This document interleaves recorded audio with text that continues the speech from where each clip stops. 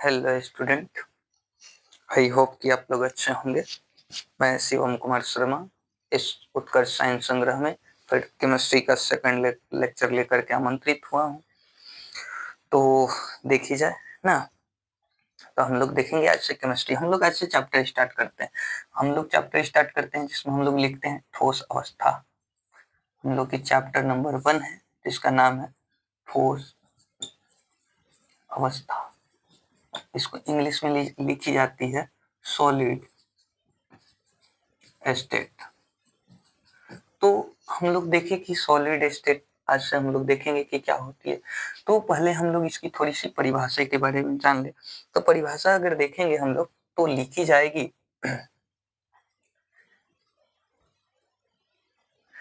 पदार्थ की वैसी अवस्था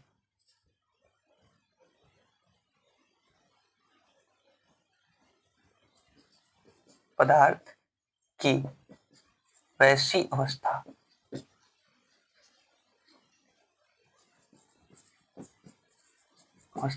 जिसमें अवयवी कण अवयवी कण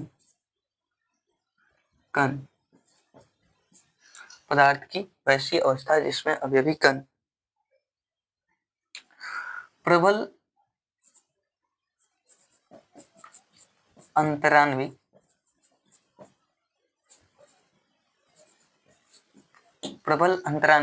आकर्षण बल द्वारा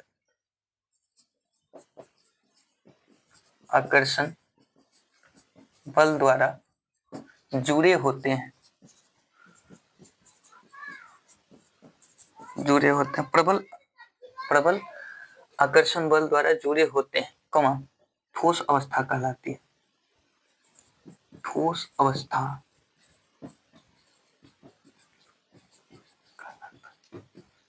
अवस्था कहलाता है। जैसे कि अब आप लोग देखिए, आप लोग जो पढ़े हैं कि ठोस अवस्था क्या होती है, तो जिसका आकार तथा आयतन क्या हो बताएं, तो निश्चित है। उसके बाद बोल दी जाए कि क्या बोलते हैं, जिसका आकार तथा आयतन निश्चित होता है, ऐसा कोई चीज नहीं है।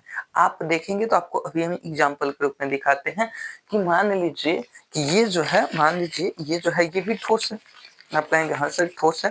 तो जब ये ठोस है तो हमको एक बात बताया कि जब ठोस है तो हम क्या करते हैं, अभी इसको देखिएगा तो ये आयताकार है, तो इसको हम मोड़ दिए, देखिए आकार भी बदला, आयतन भी बदला। तो कहने का मतलब है कि 12th जब पढ़िएगा तो 12th में ये सब परिभाषाएं दी जाए तो ये गलत है। क्योंकि आप देख सकते हैं कि सर पदार्थ की वैसी अवस्था जिसमें अवयवी कण प्रबल अंतरान्विक आकर्षण बलों द्वारा क्या होते हैं, बताओ, जुड़े होते हैं, ठोस अवस्था कहलाती है। देखें, आप अगर देखिएगा ना तो भौतिक वर्गीकरण जब भी कीजिएगा, ठोसों का भौतिक वर्गीकरण जब भी कीजिएगा, उसमें आपको मिलेगा कि देखिए दो चीजों पे हम लोग ठोस का वर्गीकरण करते हैं। एक नंबर जो होता है आपकी क्या होती है, तो अंतरान्विक आकर्षण बल, अंतरान्विक आकर्षण बल, और दूसरी होती है आपकी अंतरान्विक दूरी, अंतरान्विक दूरी। अब कहिएगा सर अंतरान्विक आकर्षण क्या है और अंतरान्विक दूरी क्या है, तो आप बात को बस इतना समझिएगा कि बात बस इतनी सी है कि अगर दो जो कण होंगे, मान लीजिए कोई भी ठोस है, मान लीजिए कि स्केच ले लीजिए। अब स्केच के दो कण, छोटे छोटे कण, उन दोनों कणों के बीच की जो दूरी होगी, जो डिस्टेंस होगी, मान लीजिए स्केच के एक कण ये उठा लिए, एक कण ये उठा लिए, अब इसके बीच की ये जो डिस्टेंस है, ये जो दूरी है, इसी को हम लोग कहते हैं अंतरान्विक दूरी। क्या कहते हैं फ्रेंड? अंतरान्विक दूरी कहते हैं बउआ। और बात को समझिएगा बाबू, कहने का मतलब ये जो अंतरान्विक आकर्षण बल क्या है, तो जो दो कणों के बीच जो खिंचाव होता है, जो आकर्षण होता है, जो खींचने की प्रवृत्ति होती है, मान लीजिए कि ये कण हुआ और ये कण हुआ, तो इसके बीच जो खींचने की प्रवृत्ति है कि ये कण इस कण को कितने बल से क्या कर रहा है, बता, तो खींच रहा है। तो खींचने की जो प्रवृत्ति होती है उसको हम लोग कहते हैं अंतरान्विक आकर्षण। अंतरान्विक आकर्षण क्यों कहते हैं? क्योंकि ये अंदर का बल है। कहाँ की बल है बताओ? अंदर का बल है, इसीलिए हम लोग इसको क्या कहते हैं बताइए, तो अंतरान्विक आकर्षण बल कहते हैं, क्योंकि इसमें खींचने की प्रवृत्ति पाई जाती है। अब आप देखेंगे तो बोली गई, तो देखें हम लोगों ने परिभाषा दिया कि आप ध्यान से समझिए, हम लोगों ने परिभाषा दिया कि देखिए सर, जो पदार्थ की ठोस अवस्था होती है, सॉलिड स्टेट होती है। ये होती क्या है? तो पदार्थ की वैसी अवस्था जिसमें अवयवी कण प्रबल अंतरान्विक आकर्षण बलों द्वारा क्या होते हैं बताओ? जुड़े होते हैं। तो प्रबल अंतरान्विक आकर्षण बलों द्वारा जुड़ा होगा तो उसको हम लोग कहेंगे कौन सी अवस्था बताओ? ठोस अवस्था। अब ध्यान से समझिएगा, अब बात ये होती है कि चलिए तो ठीक है ठोस अवस्था, अब हम लोग ठोस अवस्थाओं का वर्गीकरण देखेंगे। तो देखिए अवयवी कणों की व्यवस्था के आधार पर आप लोग लिख सकते हैं कि देखिए सर अवयवी अवयवी कणों अवयवी कणों अवयवी कणों की व्यवस्था के आधार पर ठोस दो प्रकार के होते हैं। ठोस दो प्रकार के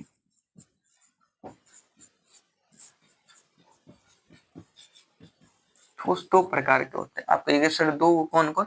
तो एक होगा क्रिस्टलीय ठोस, एक नंबर क्रिस्टलीय ठोस, इसको इंग्लिश में लिखते हैं क्रिस्टलीन सॉलिड।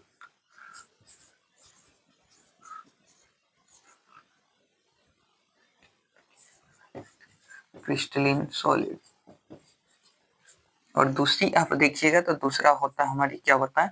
तो दूसरा होता है हमारी अक्रिस्टलीय ठोस।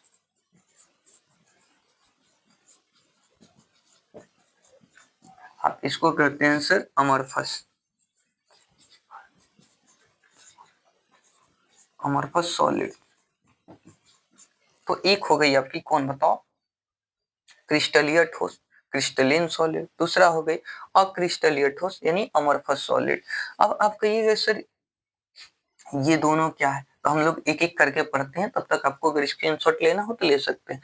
देखिए हम लोग पढ़े क्या? ठोस अवस्था। ठोस अवस्था है क्या? तो पदार्थ की वैसी अवस्था जिसमें अवयवी कण प्रबल अंतरान्विक आकर्षण बल द्वारा जुड़े होते हैं, क्या कहलाते हैं बताएं? तो ठोस अवस्था कहलाता है। अब ये पदार्थों, ये जो अवयवी कणों की व्यवस्था है, यानी व्यवस्था का मतलब रख रखाव की अगर प्रक्रिया देखी जाए तो उनके आधार पर अगर देखी जाए तो ठोस को दो भागों में बांटा गया। कितने भागों में बांटा गया बताएं? दो भागों में बांटा गया। प्रथम का नाम हुआ आपकी कौन बताएं? तो सर क्रिस्टलीय हुआ। दूसरे का नाम क्या हुआ बताएं? अक्रिस्टलीय हुआ। इंग्लिश में अगर देखिएगा तो एक को बोली जाएगी क्रिस्टलिन सॉलिड्स और दूसरे को बोली जाएगी अमरफस सॉलिड्स। अब हम लोग एक एक करके इनकी परिभाषाएं पढ़ते हैं।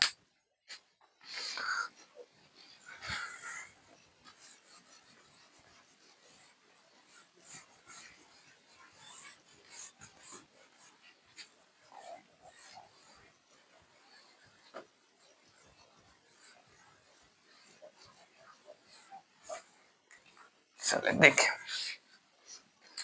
तो हम लोग देखेंगे पहले कि क्रिस्टलीय सॉलिड, क्रिस्टलीय ठोस, क्रिस्टलीय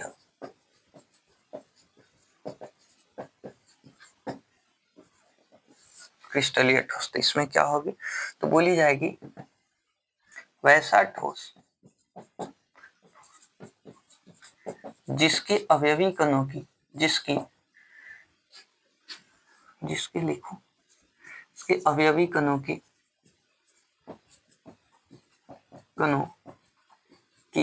एक निश्चित व्यवस्था होती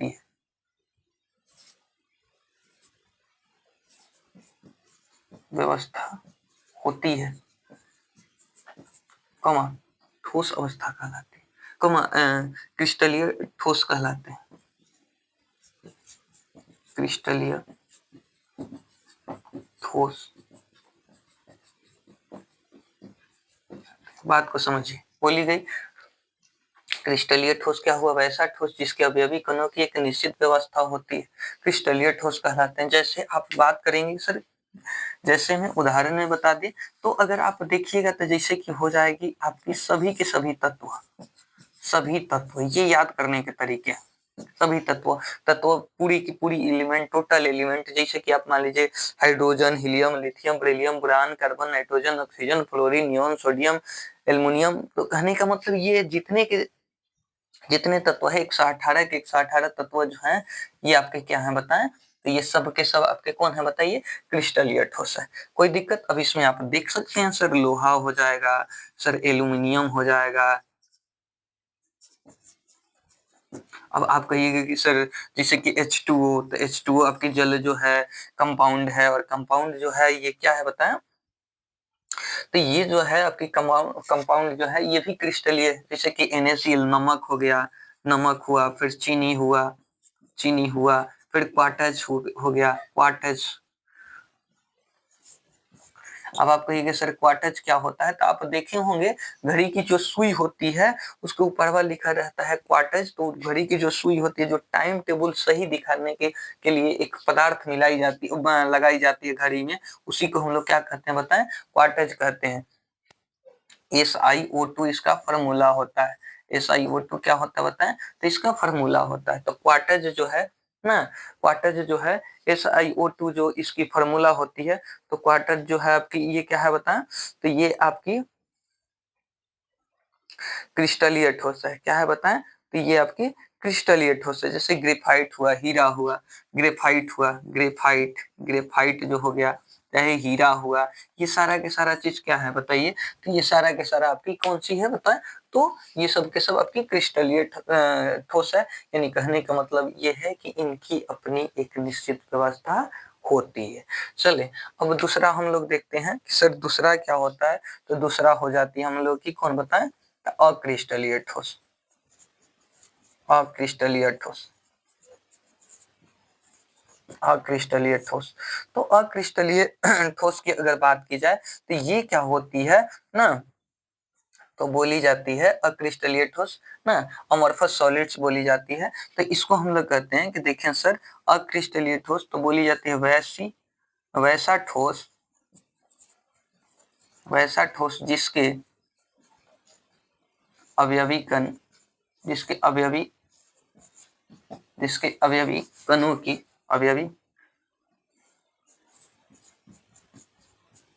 की कोई निश्चित व्यवस्था नहीं होती है, कोई निश्चित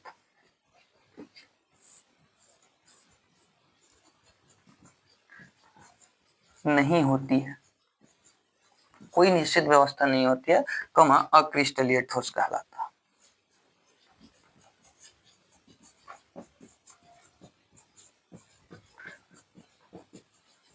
देखिए निश्चित व्यवस्था आप लोग अच्छे तरीके से जानते हैं।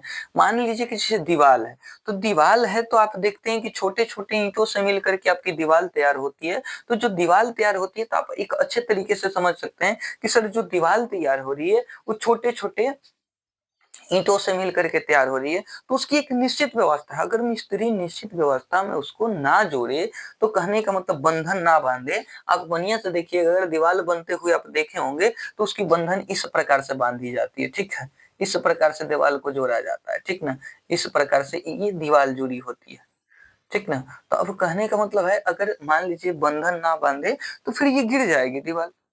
तो इसीलिए बोली जाती है कि जिसकी एक निश्चित व्यवस्था हो। जैसे कि आप कह सकते हैं कि सर देखिए 2 के बाद 4, 4 के बाद 6, 6 के बाद 8 आप बता सकें, इसकी अगली कदम आप बता सकें, जैसे 8 के बाद सर अब 10 होगा। लेकिन हाँ, वही हम बोल दें कि आप बताएं 2, 3, 5, 1, 4, 6, जिसका अगला पॉइंट आप ना बता पाए तो उसको कहते हैं हम लोग क्या कहते हैं बताइए? अक्रिस्टलीय ठोस कहते हैं। और जिसकी अगले पॉइंट आप बता सकें उसको हम लोग क्रिस्टलीय ठोस कहते हैं। जैसे कि हम लोग की इसमें हो जाएगी उदाहरण अगर देखी जाए, उदाहरण ये भी तो उदाहरण ही था, इसका था उदाहरण था। तो इसकी अगर उदाहरण देखी जाएगी तो सर ये हो जाएगी आपकी लकड़ी, ईंट, फिर ईंट के बाद आपकी ग्लास हो जाएगा, कांच जिसको आप कहते हैं कांच। हाँ एक बात याद रखिएगा, अगर क्वार्टज ग्लास की बात कर दिया, क्वार्टज ग्लास की बात किया तो समझिए कि वो आपकी क्या है बताएं? क्वार्टज ग्लास की अगर बात कर दिया तो आप समझ जाइए कि वो अक्रिस्टलीय ठोस की बात किया है। किसकी बात किया बताएं? अक्रिस्टलीय ठोस की बात किया। जैसे कि इसमें हो जाएगा रबर, प्लास्टिक, ठीक, तो कहने का मतलब अगर बात को ध्यान समझिएगा, अगर बात कर दे किसकी बताइए, प्लास्टिक की बात कर दे, रबर की बात कर दे, तो जब इन सब चीजों की बात कर देता है तो आप समझ जाइए कि किसका बात किया, बताओ, अक्रिस्टलीय का बात किया। तो ऐसा ठोस जिसके अवयवी कणों की एक निश्चित व्यवस्था होती है उसे क्रिस्टलीय ठोस कहते हैं। वैसा ठोस जिसके अवयवी कणों की कोई निश्चित व्यवस्था नहीं होती है उसे हम लोग अक्रिस्टलीय ठोस कहते हैं। जिसका एक निश्चित व्यवस्था होती है उसको हम लोग क्रिस्टलीय ठोस कहते हैं। चलिए अब इसको हम मिटाते हैं। अगला हम लोग का टॉपिक है कि क्रिस्टलीय ठोस तथा अक्रिस्टलीय ठोस में अंतर। तो आप लोग देखिए स्टूडेंट्स, आप लोग कॉपी लेकर के और पेन लेकर के नहीं बैठिएगा तो फिर आपको परेशानी होगी, क्योंकि आप नोट्स नहीं तैयार कर पाइएगा। और नोट्स तैयार करने के लिए आपको क्या चाहिए बताएं, तो कॉपी कलम तो चाहिए ही चाहिए। चलिए अब हम लोग देखेंगे क्रिस्टलीय ठोस तथा अक्रिस्टलीय ठोस में अंतर, जो कि पूछा जाता है। क्रिस्टलीय ठोस तथा अक्रिस्टलीय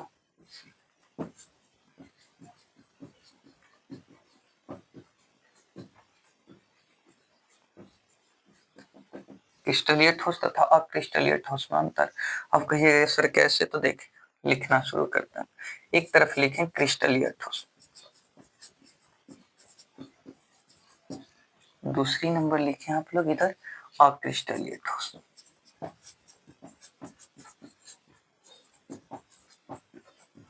आप अगर अच्छे तरीके से देखेंगे तो इसमें बोले, यहाँ से देखिए ऑब्जेक्टिव बहुत पूछी जाती है, बात याद रखिएगा। तो पहले क्रिस्टलीय ठोस की बात की जाए तो बोली जाती है कि इनकी एक निश्चित ज्यामिति इनकी एक निश्चित ज्यामिति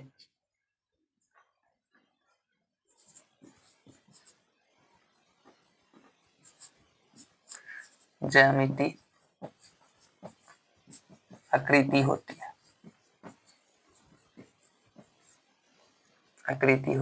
ठीक है। बोली जाए इनकी एक निश्चित ज्यामिति आकृति होती है, यानी इनकी जो आकृति बनेगी, जो ढांचा बनेगी, जो इनकी मतलब रूप बनेगी वो एक निश्चित होगी, ठीक है। दूसरी चीज इनकी बोली जाए तो इनकी एक नंबर इनकी हो जाएगी, तो इनकी कोई निश्चित ज्यामिति आकृति नहीं होती, इनकी एक निश्चित ज्यामितीय आकृति होती है, इनकी कोई निश्चित ज्यामितीय आकृति नहीं होती है। इनका रूप मतलब कि क्या नहीं होता, निश्चित नहीं होता। दूसरी अगर देख ली जाए तो इनका गलनांक तथा क्वथनांक निश्चित होता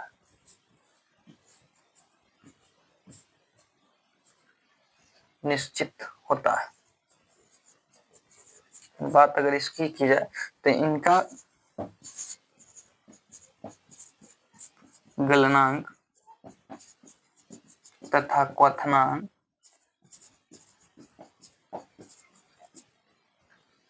निश्चित नहीं होता,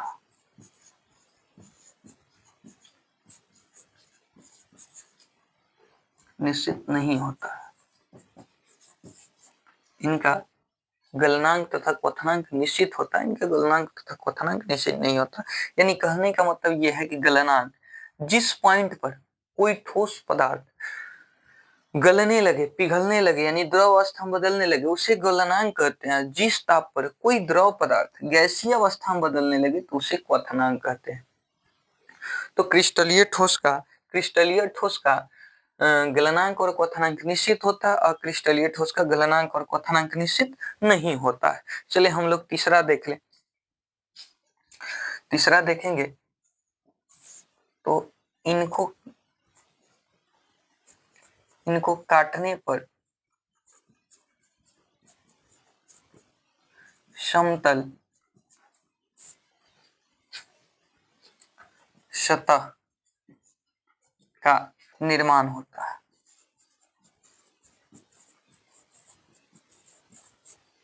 और इनको काटने पर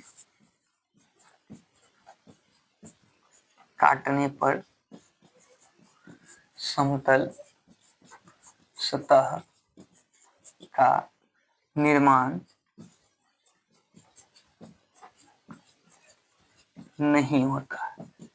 ठीक है, इनको काटने पर समतल सतह का निर्माण होता है और इनको काटने पर समतल सतह का निर्माण नहीं होता है। यानी जब देखिएगा, आप बढ़िया से देखिएगा, तो लोहे को जब काटिएगा, जैसे जहां लोहा कटता है 100 ब्लेड से, वहां जाकर के आप अगर उसके स्पर्श, उसके सतह को स्पर्श कीजिएगा तो वो आपको चिकना मिलेगा, प्लेन मिलेगा। लेकिन अगर आप देखते हैं कि इनको काटने पर क्या होती है बताइए, तो समतल सतह का निर्माण नहीं होता है। यानी जब प्लास्टिक को काटिएगा या रबर, देखे होंगे आप बचपन में, इरेजर को जब काटी जाती है तो वो जो मिटकाने वाला जो रबर नहीं होता है तो वहां पे क्या मिलता है, रूखरी सतह मिलती है, खुरदरी सतह मिलती है। तो वही बोली गई, इनको काटने पर समतल सतह का निर्माण होता है और इनको काटने पर समतल सतह का निर्माण नहीं होता है। चौथी चीज बोली जाती है, तीसरी चीज, हाँ चौथी अगर देखी जाए तो बोली जाती है, इनमें इनमें विषम दैशिकता गुण पाया जाता है। और इनमें समदैशिकता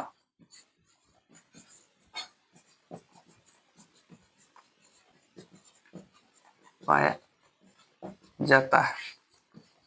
अब आप देख लें, तो इनमें विषमदैशिकता का गुण पाया जाता है और इनमें समदैशिकता का गुण पाया जाता है ना। तो विषमदैशिकता और समदैशिकता हम आपको कुछ देर में बता देते हैं, बता क्या देते हैं वही समझा देते हैं। आप बढ़िया से देखिएगा ना, तो मान लीजिए कि निश्चित व्यवस्था देखी जाए तो जगह कहाँ है भाई।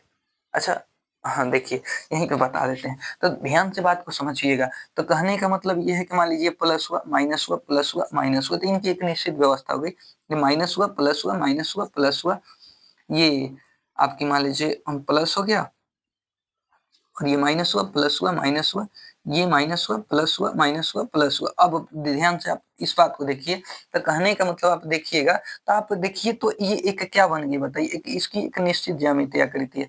आप कहिएगा सर कैसे, तो आप किधरों से चलिएगा तो पहले प्लस, फिर माइनस, प्लस फिर माइनस, फिर प्लस फिर माइनस। लेकिन आप अच्छे तरीके से देखिएगा ना, तो अलग अलग दिशाओं से देखिएगा तो ये विषमदैशिकता है, प्लस माइनस अलग अलग, प्लस माइनस अलग अलग, प्लस माइनस अलग अलग, प्लस माइनस अलग अलग। यानी आप जिधर से भी देखिएगा समान गुण नहीं मिलेगा। अब आप कहिएगा सर तो समदैशिकता कैसे होगा इसमें, तो अक्रिस्टलीय का कोनो अपना रूप ही नहीं होता। यानी कहने का मतलब है कि अक्रिस्टलीय में प्लस की जगह प्लस हो बैठ जाएगा, यहाँ माइनस है तो यहाँ माइनस हो जाएगा ना, यहाँ यहाँ माइनस ही रह जाएगा, यहाँ माइनस हो जाएगा। तो आप बढ़िया से देखिएगा तो कहीं प्लस प्लस हो जा रहा है, कहीं माइनस माइनस हो जा रहा है, तो कहीं कहीं आपको क्या दिख रहा है बताइए, समान गुण भी दिख रहे हैं। यानी प्लस की जगह के पास में प्लस, माइनस के लगे माइनस, यानी इनकी अपनी कोई निश्चित ज्यामितीय आकृति है ही नहीं। तो नहीं है, जिसके कारण हम लोग क्या कह सकते हैं बताइए कि इनमें कौन सा गुण पाया जाता है बताइए, तो इनमें पाया जाता है विषमदैशिकता का। यानी कोई भी पूछा, ऑब्जेक्टिव में पूछी जाती है कि क्रिस्टल किस ठोस में विषमदैशिकता का गुण पाया जाता है, तो क्रिस्टलीय ठोस में विषमदैशिकता का गुण पाया जाता है और अक्रिस्टलीय ठोस में समदैशिकता का गुण पाया जाता है। चले इसके आगे हम लोग देखते हैं, आप लोग अच्छे तरीके से देखें। इसके आगे हम लोग देखते हैं 5 नंबर।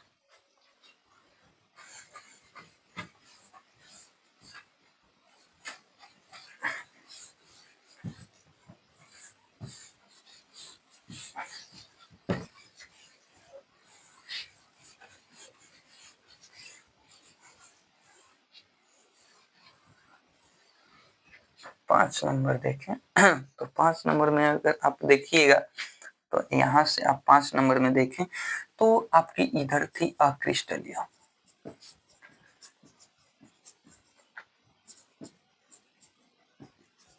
अक्रिस्टलीय ठोस ना जी, तो अक्रिस्टलीय ठोस थी। तो आप अब ध्यान से थोड़ी सी देखेंगे, तो अब 5 नंबर इनकी देखी जाए, तो 5 नंबर बोली जाती है,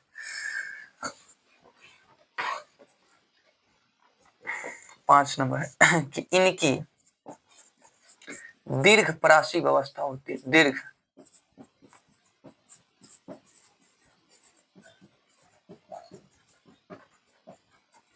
और इनकी लघु परासी व्यवस्था होती है।